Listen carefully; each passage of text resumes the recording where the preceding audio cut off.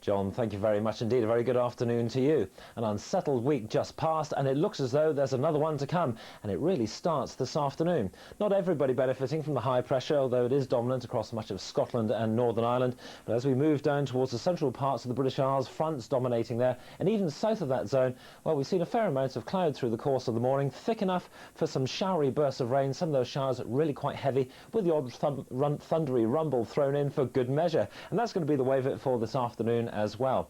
That may well lead to some tricky driving conditions, particularly across central, southern and southeastern parts of England. Not a particularly warm afternoon, not just as warm as it has been certainly in the south over the past couple of days. We're looking at 19 or 20 degrees. Further north, around 10 to 14.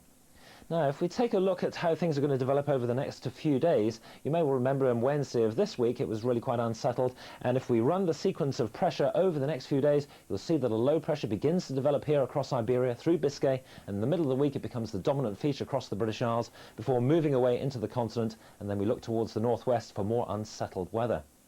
That's the way the pattern's likely to move. Let's take it in stages. First of all, to Monday and Tuesday, frontal activity beginning to move in across the northern and western parts of Scotland and Northern Ireland. Further south, high pressure dominant, at least for the first part of the week.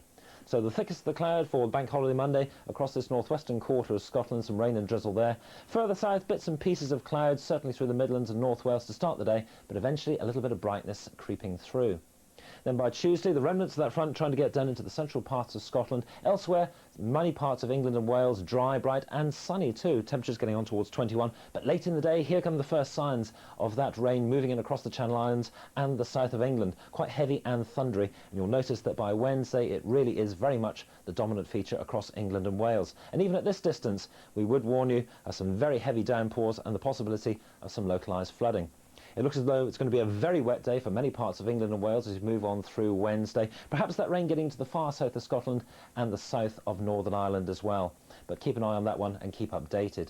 Now by Thursday, that front begins to move away and towards the near continent, and then by Friday we look further towards the north and west as a major low begins to push in more fronts across northern and western parts of the British Isles. So make the most of the sunshine down in the south, more wet weather to finish the week up in the far north, and that's the weather.